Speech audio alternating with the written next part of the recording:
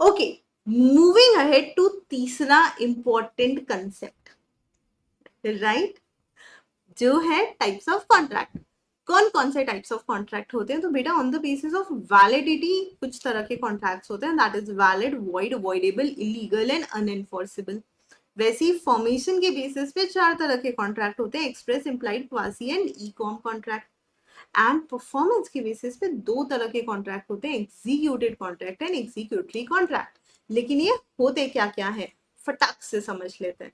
तो क्विकली मैं आप लोगों को बता देती हूँ। देखो, सबसे पहला होता है वैलिड कॉन्ट्रैक्ट। वैलिड कॉन्ट्रैक्ट वो कॉन्ट्रैक्ट होता है जो बाइंडिंग होता है, एनफोर्सेबल होता है, जो एकदम परफेक्टली बना हुआ है बिना किसी गलती के, और दोनों पार्टीज को अपना अपना काम उसमें करना ही है। दूसरा है वॉइड कॉन्ट्रैक्ट, जो कि एनफोर्सेबल नहीं है। ओके, ए ने बोला कि मैं तुम्हारे लिए बुक लिख दूंगा, और बुक लिखने से पहले उसकी डेथ हो गई, क्या अब वो बुक लिख पाएगा? नहीं। कॉन्ट्रैक्ट क्या हो गया? वॉइड। देन वॉइडेबल कॉन्ट्रैक्ट, एक ऐसा कॉन्ट्रैक्ट जिसमें कोई एक पार्टी अगर चाहे तो कॉन्ट्रैक्ट चलेगा, नहीं तो नहीं चलेगा। एक्स ने गन पॉइंट पर स्कूटी खरीद ली वाई से 10,000 रुपए में, ठीक है, स्कूटी 1 लाख रुपए की थी। अब अगर वाई चाहे तो केस कर ले और अपनी स्कूटी वापस ले ले। वाई अगर कुछ नहीं करता है तो इनफोर्सेबल हो जाएगा। वाई अगर केस कर देता है तो वॉइडेबल हो जाएगा। तो वाई के ऊपर डिपेंड करता है कि कॉन्ट्रैक्ट चलेगा या नहीं चलेगा। नेक्स्ट इज इलीगल कॉन्ट्रैक्ट, जो कि इमोरल है और void ab initio, it can not be enforced at all.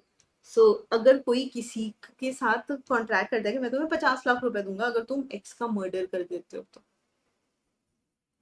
Illegal, right.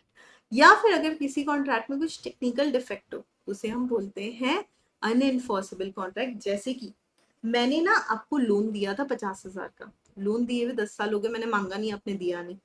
अब वो जो लोन है वो टाइम बार्ड हो गया, अब मैं नहीं मांग सकती। मेरे को एकदम से 10 साल बाद याद आया, अब मैं नहीं मांग सकती, 3 साल में मांगना चाहिए था मेरे को। अगर 3 साल के ऊपर हो गया मैं नहीं मांग सकती, इसे बोलते हैं टाइम बार्ड। तो अब अगर मैं बोलती हूँ कि मुझे मेरा वो लोन वापस दो, I can not do that, it is unenforceable now. Formation के बेसिस पे सबसे इंपॉर्टेंट होता है एक्सप्रेस कॉन्ट्रैक्ट और इजी वे, जिसमें सारी टर्म्स और कंडीशन हमने क्लियरली मेंशन कर ली है, साइन कर दिया है। ये है एक्सप्रेस कॉन्ट्रैक्ट। रिटर्न कॉन्ट्रैक्ट सारे एक्सप्रेस कॉन्ट्रैक्ट होते हैं। इम्प्लाइड कॉन्ट्रैक्ट, जहां पर हम टर्म्स और कंडीशन को क्लियरली नहीं डिफाइन करते, लेकिन हम कहते हैं ये तो कॉमन सेंस है ना। जैसे कि रेस्टोरेंट में जाकर बैठ गए और खाना खा लिया, पैसे देने ही पड़ेंगे। Implied contract.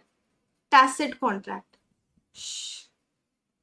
बिना कुछ बोले काम करवाना।